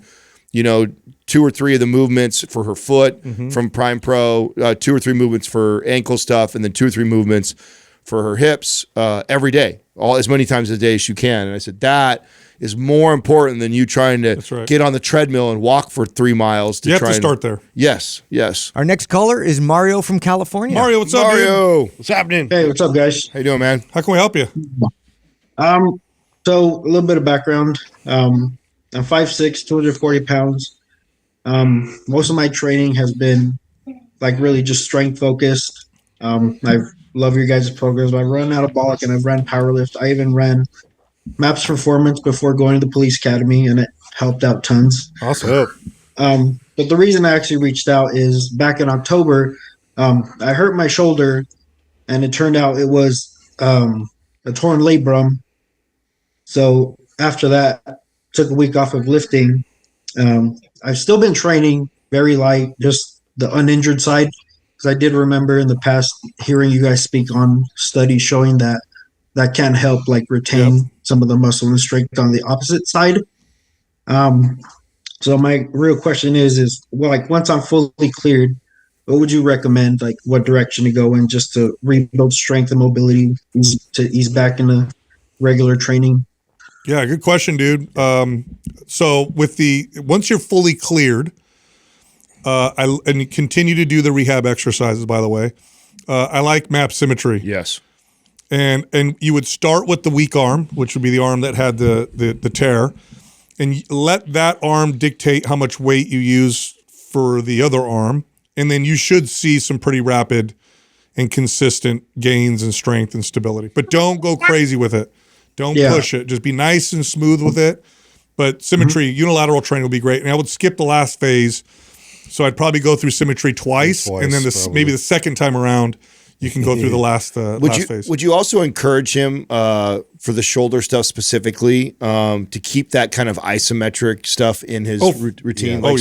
So even after you do especially priming too. Yeah, in phase one, you're going to go through some isometrics, which are going to be really good for you in the shoulder area. And then even when you move out of that phase and you go into phase two to strength training, I'd actually still incorporate some of those isometrics for the shoulder before you work out. Like starting your workout with the isometric for the shoulders, just to help that speed up that process. Do you have map symmetry? No, I don't have symmetry. Now, would you want to do the 15 version of it, or would you want to do the full version of it after you're cleared? I think I would. I'd want to jump in like the full version of it. All right, we'll send that to you, dude. All right, cool. You got it, man. Yep. Take your time, brother. All right. Yeah, I should be out of the sling by this week. But recovery, they gave me like 6 to 12 months to fully heal. Yeah. Yeah, just take your time and you'll be surprised. Now, I'm going to say something, but just be very careful. Yeah. With good exercise, you recover a lot faster. Yeah. But I'm saying be careful because you don't want to go crazy with it. But it'll probably happen faster if you do things smart. Have you utilized any peptides before? I haven't utilized any peptides right now. I did get a steroid prescribed to me to help that healing process. It's just testosterone that they gave me. Yeah. Oh wow! They gave injection a week.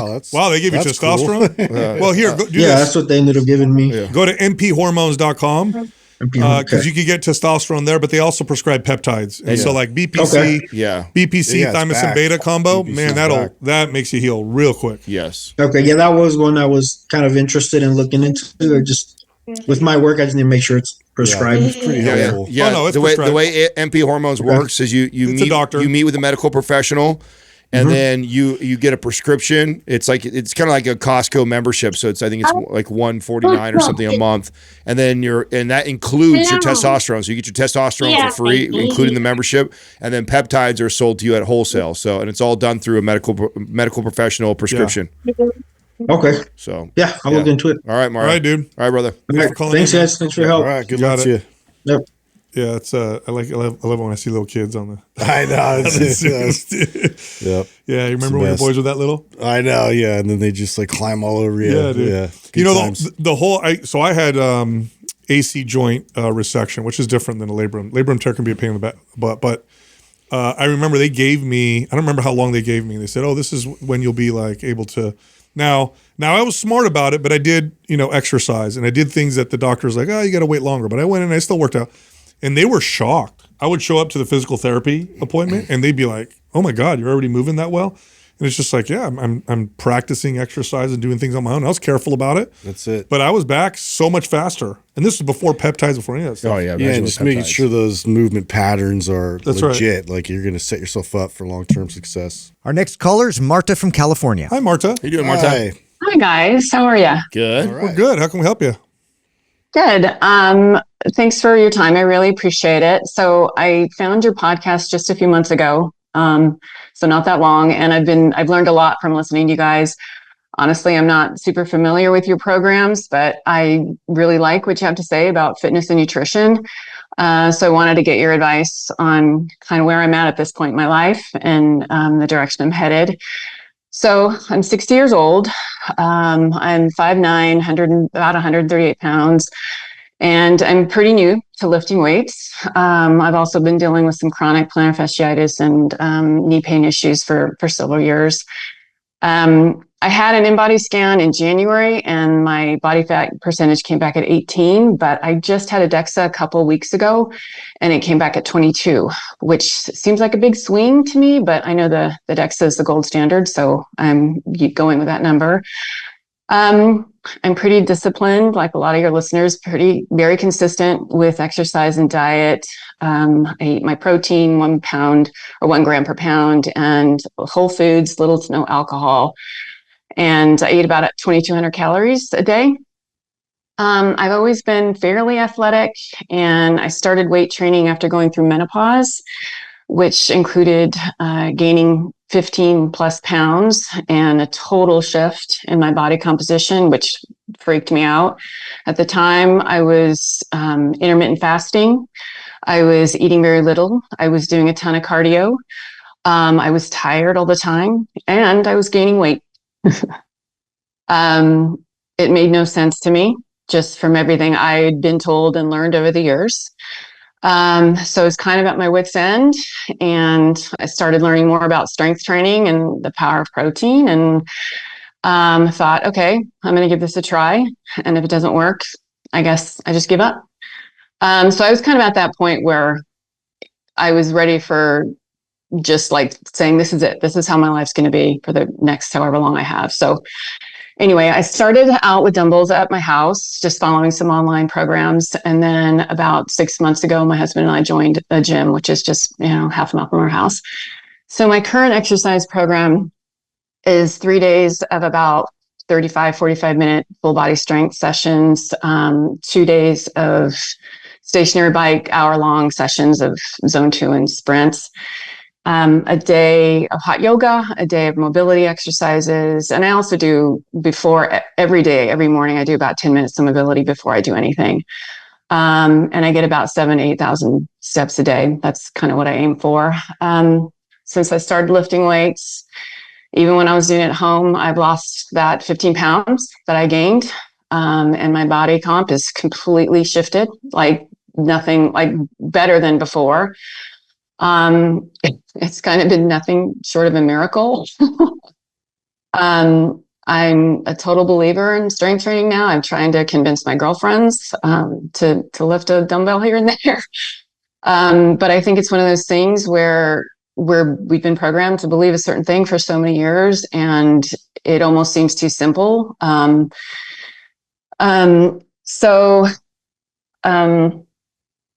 Let's see. I'm doing, like I said, what feels like a lot less, eating more, and I think I'm leaner than I've ever been, or at least in a long time. So I'm super stoked with the progress I've made over the past 18 months or so. And it's kind of crazy to say it, but I'm at a point where it's going to become kind of fun, like just to kind of see how the changes you can make that aren't crazy and hard, super hard, the impact it can have on your body. It's amazing to me.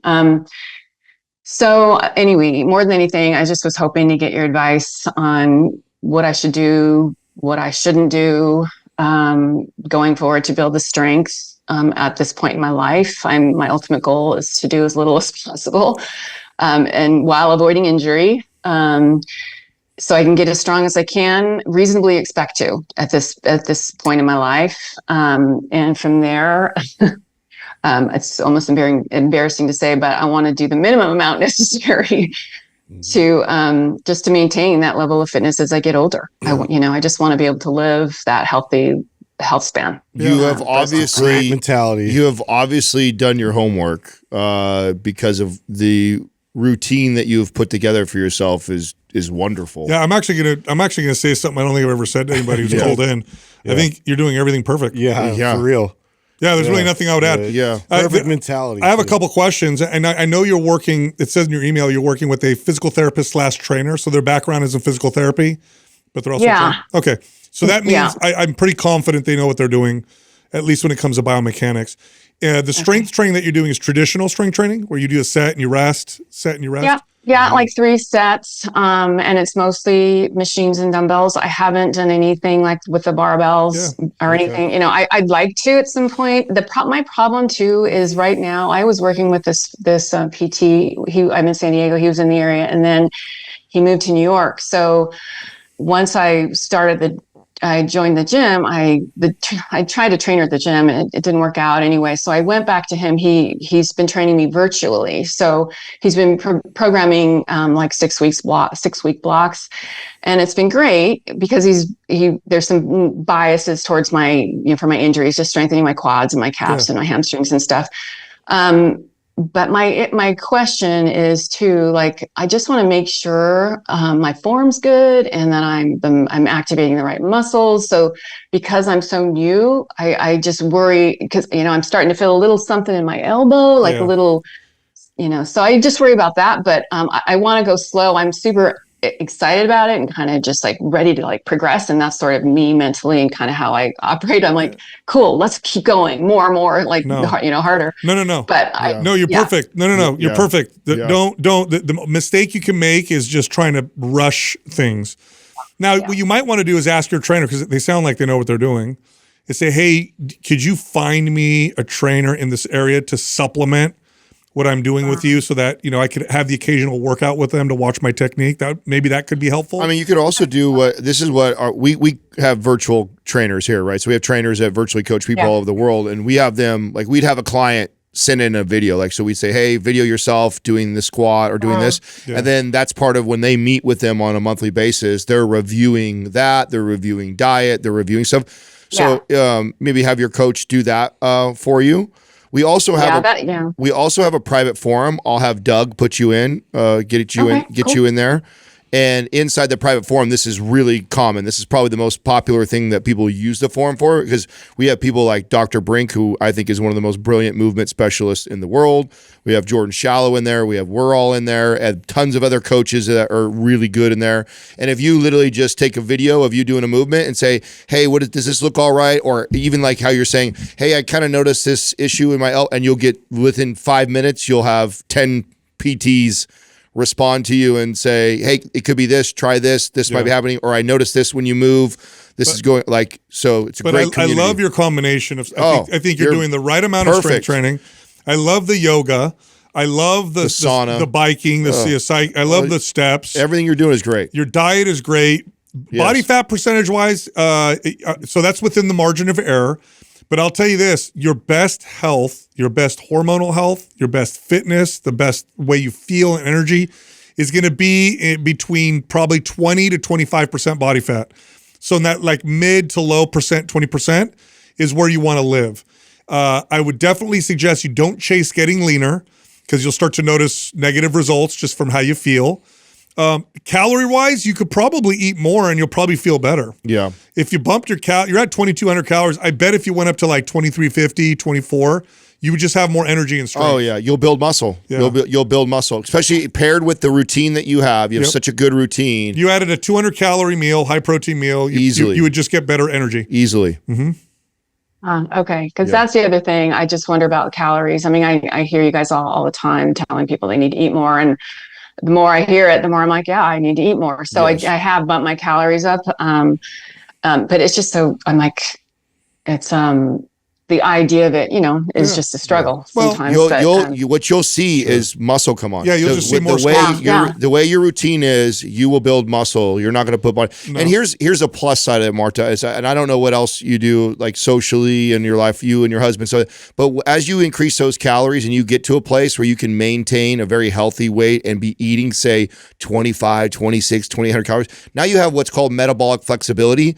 So occasionally when you and your husband go out for a nice dinner or drink, you go on vacation, you can have a dessert, you can have a little bit of this stuff and it not feel like, oh my God, I put that weight on. Your metabolism is moving at such a higher rate that it gives you more metabolic flexibility. And so that's another benefit of feeding yourself more and really fueling that muscle building, is it'll speed that metabolism up and give you a little more freedom and flexibility for more days. And the way you do it, someone like you, I'm going to make an educated guess. You probably generally eat the same kind of things most days. So you probably have pretty much. So if you just added a 200 calorie meal to that, A high protein, 25 grams of protein meal. That's maybe 200 calories. You just add to what you're currently eating, or eat bigger portions. Eat bigger portions, or just go 2 more ounces on every meat serving you do. That's an easy way to do it too. All right, there you go. I think that is, for me, that would work better. It's just instead of 4 ounces, 6 ounces. Oh yes. Whatever. Oh, for sure. If you only have 4, easily go to 6 to 8 ounces on all your meats. You're just going to get more energy and stronger. In fact, go to 6 right now on all of your meats.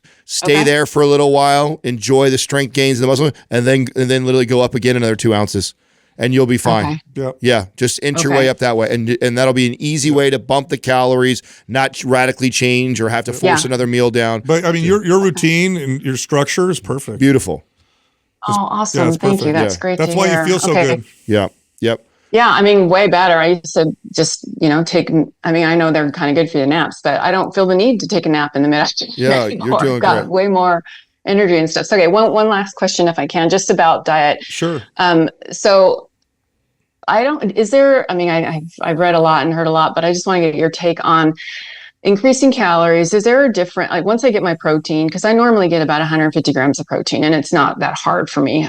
We eat pretty well and clean. But as far as fat and carbs, should I be eating more carbs with what I'm doing, or it doesn't matter at this point? No, if you're eating enough fats, because fats, you have to have a certain amount. You can't get around that. But this is where I've noticed a huge difference between people. Some people just feel better eating more carbs when they bump their calories. Other people feel better with more fats. And so you just got to just play with it and see how you feel. And they say, I noticed that when I increase my rice, I've just got more energy and I feel good. Or, hey, when I added a little bit of avocado or some olive oil, I feel better. So that's really an individual thing. Okay. I encourage you to play with it. I like especially a client like you who's really dialed in. I love everything you're doing. Like what I would normally do with someone like you is like for 2 weeks, I'd say, hey, let's add that avocado in, every day, right? So you have like that. Yeah. Let's just do that for 2 weeks. Let's see how you feel. You report back to me, and then the next 2 weeks I'd say, hey, let's bump 1 cup of rice into your diet, so that could be throughout all the meals, and let's see how you feel. And you report back to me which one feels the best digestive wise, energy wise, strength in the gym wise, and then that's what we're probably going to do more of. But nothing wrong with toggling or splitting it. Right. You're in a good place. Yep. Okay, because I feel like it's shocking to me because I love bread, but I feel like, based on what I'm eating now, I eat more fat. Like my fat with avocado and nuts and stuff like that. Yeah. So anyway, okay, that's a good idea. Don't be surprised. I know you said you like bread. Don't be surprised if you cut out gluten if you feel even better. That's just common with a lot of people. Not everybody, but for a lot of people, when they cut out bread, they just feel better. And I've noticed even more for women than men. Yeah, and I don't eat a lot. I eat the Ezekiel bread, so it's not really considered bread. Yeah. That's not real bread. I know, but I've gotten used to it, so I kind of like it. Anyway. Yeah. Okay. Yeah. No, you're doing great. Thank you guys. Yeah, Again, you're doing I great. appreciate your time and all the information and the knowledge that you guys share with everybody. I appreciate it and learned a lot. I'm going to have Doug get you free access to the forum right now, and so you'll be in there. Okay, that's awesome. Yeah, we'll see you in there. I love that. All right, Martin. Great. Thank you. Thanks so much, guys. Bye-bye. Okay, bye. She accidentally became like a great testimony for everything we talked about. I mean, how often do you hear somebody who calls in who's like... Her prescription was perfect. Yeah, the routine was great. The routine was perfect. I mean, every bit of it. Every bit of it. And really where she's at, she could literally just afford to eat more calories. She'll feel better. Yeah. She'll feel better with more calories. Yeah. Well, she'll eat more calories. She'll build more muscle. She'll have more metabolic flexibility. That's right. Yeah. And so, but what a cool story. And even the trainer she's working with, is a physical therapist also. And her plan going into the future with her training. Yeah, great. What a cool story too for somebody. Gained 15 pounds, beating themselves 60 years old, gone through menopause, felt like ready to throw their hands up. And then did less. Is doing less. Lifted weights. Just lifted weights. Ate more protein. Boom. Radical change. So cool. It's as if what we say is true. I believe her. Well, all right. I know you liked that episode. If you did, check this one out. Shredded, ripped, defined, single-digit body fat. Yes. You want to get there? Let's talk about it. Difficult. And is it worth it? That's a follow-up question. Yeah. First off, we got to say that, okay, so single-digit body fat, obviously, body fat percentages that can be represented by one digit, like 3%, 5%, 6%, 9%. That's ripped for men. For women, add 10%. Yeah, exactly. You go up about